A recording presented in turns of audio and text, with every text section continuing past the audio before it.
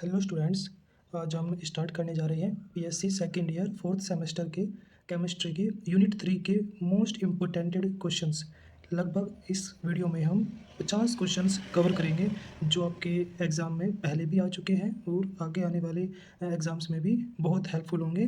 तो चले शुरू करते हैं। फर्स्ट क्वेश्चन है, which of the following region of the electromagnetic spectrum is used in microwave spectroscopy. इनमें से कौन सा रीजन है जिसके अंदर हम माइक्रोवेव स्पेक्ट्रोस्कोपी पढ़ते हैं? तो याद रखना, माइक्रोवेव रीजन ऐसा है जिसके अंदर हम माइक्रोवेव स्पेक्ट्रोस्कोपी पढ़ते हैं। तो ऑप्शन है C correct. Question number second की तरफ चलते हैं। The Born Oppenheimer approximation separate the motion of. जो बोर्न ओपनहाइमर अप्रोक्सीमेशन है वह किस किस को सेपरेट करता है? तो हमें ऑप्शन याद रखना, ए जो इलेक्ट्रॉन्स है और न्यूक्लियस है इनको सेपरेट करने का काम करता है बोर्न ओपनहाइमर। तो करेक्ट ऑप्शन है A electrons and nuclei. Question number three question number 3 है, the number of vibration degrees of freedom for a linear molecule with N atom. मतलब किसी भी एन एटम के लिए कितनी वाइब्रेशन डिग्री ऑफ फ्रीडम हो सकती है? तो सिंपल कैलकुलेट करने का फॉर्मूला है 3n-5। अगर लीनियर मोलिक्यूल है तो उसकी डिग्री वाइब्रेशनल डिग्री हम कैलकुलेट करेंगे 3n-5 से। लेकिन अगर कोई नॉन लीनियर मोलिक्यूल है तो उसकी वाइब्रेशनल डिग्री हम निकालेंगे 3n-6 से। तो ये दोनों क्वेश्चन इंपॉर्टेंट है, आप याद रखना। चलिए क्वेश्चन नंबर 4 की साइड चलते हैं। क्वेश्चन नंबर 4 है, the number of rotational degrees of freedom for a linear molecule is. तो रोटेशनल डिग्री ऑफ फ्रीडम बतानी है नॉन लीनियर मोलिक्यूल के लिए। तो इसका सिंपल ऑप्शन है 3। नॉन लीनियर मोलिक्यूल के लिए रोटेशनल डिग्री कितनी होती है? 3 होती है। यहीं पर अगर लीनियर मोलिक्यूल के लिए रोटेशनल डिग्री ऑफ फ्रीडम पूछेंगे तो हम ऑप्शन लगाएंगे सेकंड, 2 होगी लीनियर मॉलिक्यूल के लिए और 3 रोटेशनल डिग्री ऑफ फ्रीडम होगी नॉन लीनियर मॉलिक्यूल के लिए। तो यह दोनों क्वेश्चंस आप याद रखेंगे। ओके, अगर वैसे यहाँ पर कहीं आ जाए डाई एटोमिक मॉलिक्यूल, तो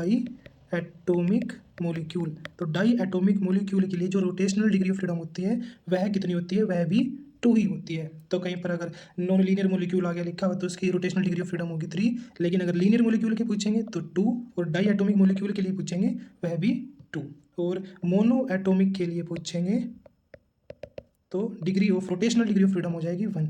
यह 4 क्वेश्चंस बहुत इंपॉर्टेंट है, एक ना एक जरूर आता है पेपर में, तो आप इनको याद रखिए। ठीक है, चलो नेक्स्ट क्वेश्चन की तरफ चलते हैं।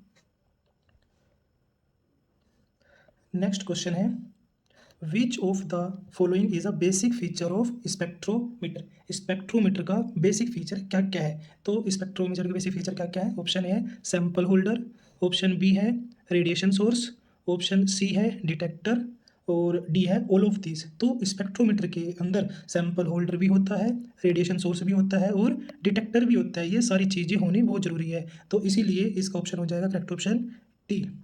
और एक इसके अंदर एक बेसिक फीचर और होता है, आप वह भी याद रखिएगा, वह होता है prism.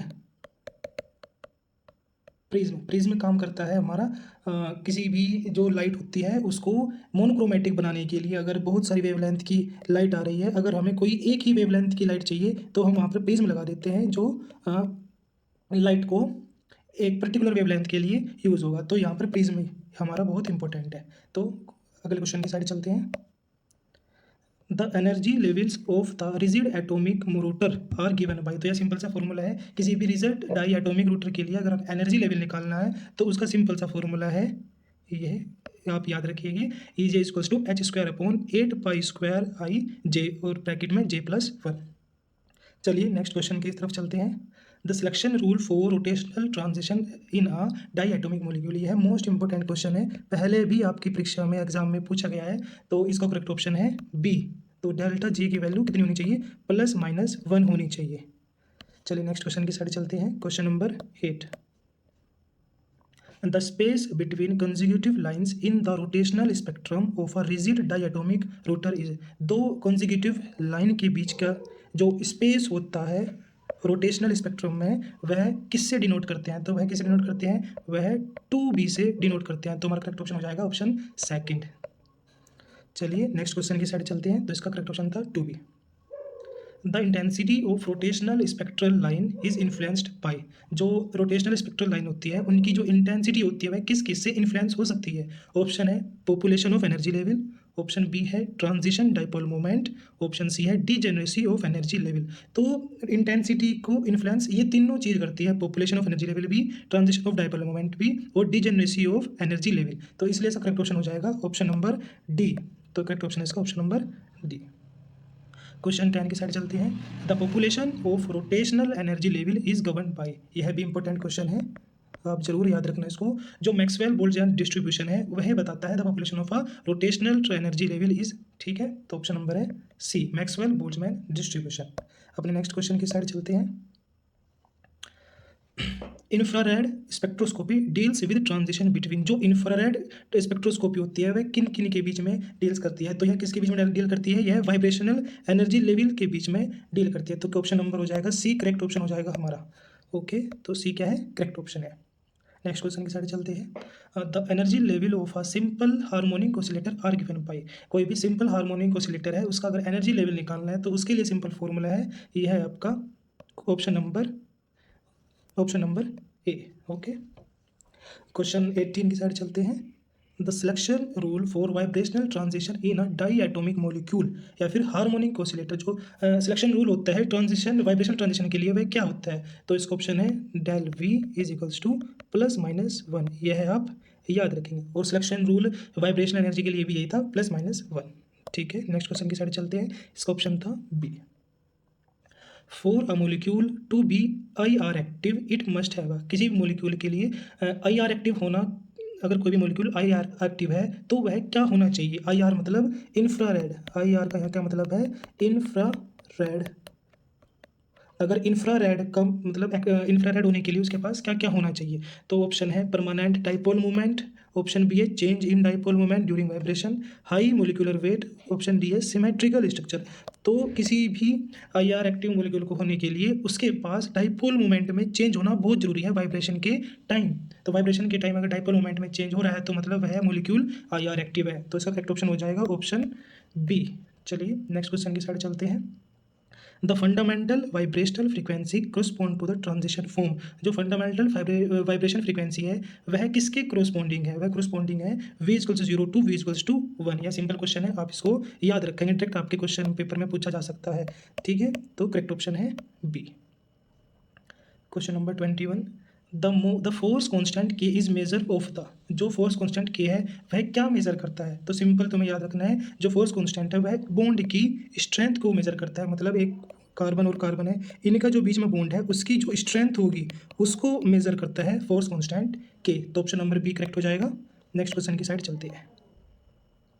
The vibrational frequency is directly proportional to the square root of, जो वाइब्रेशनल फ्रीक्वेंसी है वह किसके स्क्वायर रूट के डायरेक्टली प्रोपोर्शनल है। तो वह फोर्स कांस्टेंट के स्क्वायर रूट के डायरेक्टली प्रोपोर्शनल है। मतलब जो वाइब्रेशनल फ्रीक्वेंसी है वह एक सेकेंड,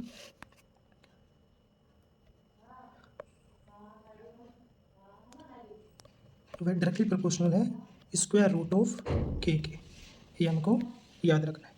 चलिए नेक्स्ट क्वेश्चन की साइड चलते हैं। The higher force constant indicates uh, किसी भी बॉन्ड के मतलब किसी भी दो बॉन्ड में उनके बीच में अगर हायर फोर्स है तो वह क्या इंडिकेट करता है, वह इंडिकेट करता है कि वह बॉन्ड क्या है, स्ट्रॉन्ग है। तो स्ट्रॉन्ग बॉन्ड को इंडिकेट करता है हाई फोर्स। अगर हाई फोर्स है मतलब कार्बन और कार्बन के बीच में जो बॉन्ड है वह काफ़ी स्ट्रॉन्ग है। तो करेक्ट ऑप्शन क्या हो जाएगा, option number B. Anharmonicity in molecular vibration cause the energy levels to be, anharmonicity एक मोलिक्यूल में क्या कोज करती है, तो क्या कोज करती है, closer at higher vibrational quantum number. तो करेक्ट ऑप्शन हो जाएगा बी। अपने क्वेश्चन नंबर नेक्स्ट की साइड चलते हैं। The effect of an harmonic motion introduce terms proportional to v plus half का square and higher power in the energy expression, the coefficient of v plus half square term is related to. तो ये आपको simple याद रखना है, जो coefficient है वह किसके रिलेट है, वह सिंपल रिलेट है एन हार्मोनिसिटी कॉन्स्टेंट के रिलेट करता है। तो option number C correct option हो जाएगा। हमारे पूरे 50 क्वेश्चंस हैं, तो आप आराम से देखिए, और अगर आपको स्पीड कम लग रही है तो आप थोड़ी सी स्पीड यूट्यूब पर बढ़ाकर देख सकते हो। अब क्वेश्चन नंबर 26 है, isotopic substitution affect the vibrational frequency because it changes. जो आइसोटोपिक सब्स्टिट्यूशन है वह वाइब्रेशनल फ्रीक्वेंसी को अफेक्ट करती है, क्योंकि यह क्या चेंज करती है? पहला है force constant, bond length, reduced mass, और ऑप्शन डी है डाइपोल मोमेंट। तो यह क्या चेंज करती है? यह चेंज करती है रिड्यूस्ड मास को। तो ऑप्शन नंबर सी, यह भी इंपॉर्टेंट क्वेश्चन है, आपके एग्जाम में पूछा जा सकता है। तो रिड्यूस्ड मास को यह चेंज करती है, इसलिए यह वाइब्रेशनल फ्रीक्वेंसी को भी अफेक्ट करती है।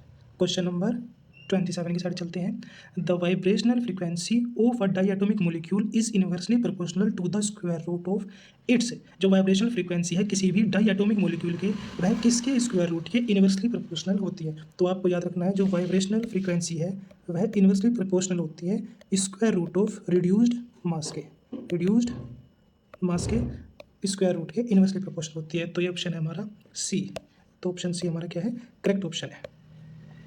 Question number 28, which of the following functional group typically shows a strong absorption band around 1717 verse in the IR spectrum. तो ये आपको याद रखना है, ऑप्शन नंबर सी। इनमें से जो CO मोलिक्यूल है यह टिपिकली बहुत स्ट्रॉन्ग एब्जॉर्प्शन बॉन्ड शो करता है 1700 सेंटीमीटर IR स्पेक्ट्रम में। तो ये आपको डायरेक्ट क्वेश्चन पूछा जा सकता है। क्वेश्चन नंबर 29 है, the region of the IR spectrum above 1500 centimetre inverse is often referred to as. वह रीजन जो IR स्पेक्ट्रम के 1500 सेंटीमीटर इनवर्स के अबव है, ज़्यादा है, तो वह कौन सा रीजन होगा? वह होगा फंक्शनल ग्रुप का रीजन। तो ऑप्शन नंबर बी क्या है? करेक्ट है। नेक्स्ट क्वेश्चन की साइड चलते हैं। The fingerprint region of the IR spectrum below 1500 से यूजफुल फॉर।